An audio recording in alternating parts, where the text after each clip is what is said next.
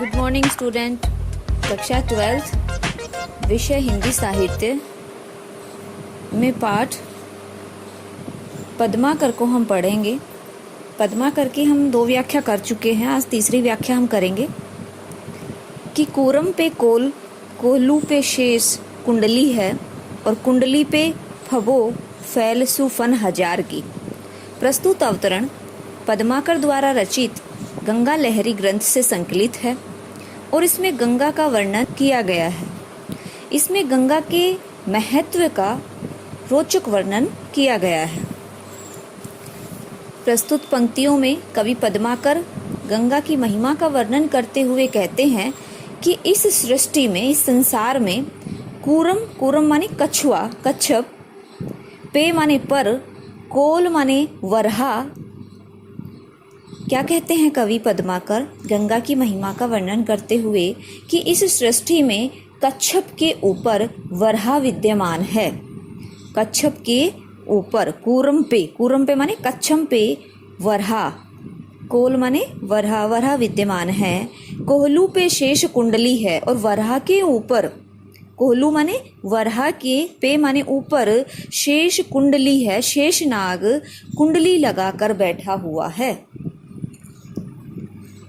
कुंडली पे फबो फेल सुफन हजार की। सुफन माने फनों के साथ, फेल माने फैले हुए हैं, कुंडली माने कुंडली, पे माने पर, फबो माने शोभायमान हो रहे हैं, हजार माने हजार, तथा शेष नाग की कुंडली पर फैले हुए हजारों फन शोभायमान हो रहे हैं। कहे पद्माकर, कवि पद्माकर कहते हैं कि त्यों फन पे फबी है भूमि, और ये जो शेषनाग के जो हजारों फन हैं, उन हजारों फनों के ऊपर फबी है मतलब शोभायमान हो रही है। कौन? धरती। कि ये जो हजारों शेषनाग के फन हैं, इन फनों पर धरती शोभायमान हो रही है। भूमि पे फबी है और इस भूमि पर शोभायमान हो रही है कौन? तिथि रजत पहाड़ की। पहाड़ माने क्या होता है? पर्वत।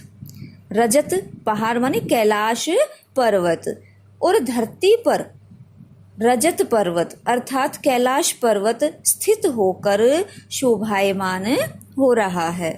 रजत पहाड़ पर शंभु सुर नायक हैं। सुर नायक माने देवताओं के नायक, शंभु माने भगवान शिव, रजत पहाड़ माने कैलाश पर्वत, पर माने पर।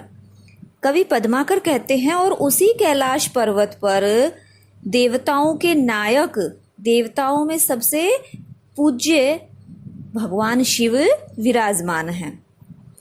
शंभु पर, शंभु माने शिव जी, पर माने पर, ज्योति माने ज्योति, जटा जूट है अपार की। कि सिर पर जटा जूट की चमक है, जो ज्योति है, ज्योति माने जो चमक है, वो अत्यंत अपार माने अत्यंत आकर्षक लग रही है। और भगवान शिव की सिर पर जो जटा जूट बनी हुई है, वो जटा जूट की जो चमक है, वह अत्यंत शोभायमान हो रही है, आकर्षक लग रही है। शंभु जटा जूटन पे चंद की छुटी है छटा। क्या कहते हैं? छटान माने छटाओ, शंभु माने भगवान शिव, जटा जूटन माने जटा जूट पर, चंद माने चंद्रमा की, छुट्टी माने जो चांदनी है।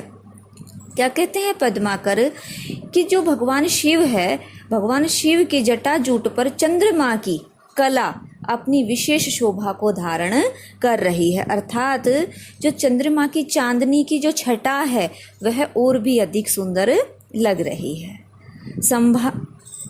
चंद की छटान पे छटा है गंगाधार की। और क्या कहते हैं? चंद की छटान पे अर्थात चंद्रमा की जो कला है, चंद्रमा की जो चांदनी है, उस पर जो गंगा की धारा है, वो छटा माने अत्यधिक शोभायमान हो रही है, दिखाई दे रही है। कवि पद्माकर गंगा की महिमा का वर्णन करते हुए कहते हैं कि कच्छप पे वरहा विद्यमान है और वरहा के ऊपर शेषनाग कुंडली लगाकर बैठा हुआ है। कुंडली पे फबो फेल सुफन हजार की, और शेषनाग की कुंडली पर फैले हुए हजारों फन शोभायमान हो रहे हैं। कवि पद्माकर कहते हैं कि त्यों फन पे फवी है भूमि, और शेषनाग के हजारों फनों पर जो भूमि है वो अत्यधिक शोभायमान हो रही है। भूमि पे फवी है तिथि रजत पहाड़ की, और भूमि के ऊपर जो कैलाश पर्वत है वो विराजमान है और वो बहुत अधिक सुंदर लग रहा है। रजत पहाड़ पर शंभु सूर्य नायक है, और उस कैलाश पर्वत पर देवताओं के जो नायक है अर्थात भगवान शिव विराजमान है। शंभु पर ज्योति जटा जूट है अपार की, और शंभु अर्थात भगवान शिव की जटा, सिर पर जो जटा जूट बनी हुई है उसकी जो चमक है वो अत्यधिक आकर्षक लग रही है। शंभु जटा जूटन पे, और भगवान शिव के सिर पर जो जटा जूट बनी हुई है उस पर चंद्रमा की, चंद की छुटी है छटा, चंद्रमा की जो चांदनी है, जो कला है वो अत्यधिक सुंदर लग रही है। चंद की छटान पे और जो चंद्रमा की चांदनी है उस पर जो गंगा की धारा है उसकी शोभा दिखाई दे रही है। भाव यह है कि इस सृष्टि में गंगा की महिमा सबसे बढ़ चढ़ के है। गंगा से बढ़कर और कोई भी पवित्र नहीं है, क्योंकि उसकी स्थिति शिवजी के जटा जूट में सबसे ऊपर है। इसमें कवि कि गंगा के प्रति भक्ति भावना व्यक्त हुई है। विशेष में हम लिखेंगे इसमें गंगा की महिमा का वर्णन करते हुए जो श्रेष्ठतर जो बातें हैं वो बताई गई हैं। अनुप्रास अलंकार का प्रयोग किया गया है, जटाजूट, ठीक है, और छुटी है छटा, इसमें भी किसका प्रयोग किया गया है? अनुप्रास अलंकार का। और पुनरुक्ति प्रकाश अलंकार का प्रयोग किया गया है। इसके अलावा इसमें कवित छंद का प्रयोग किया गया है।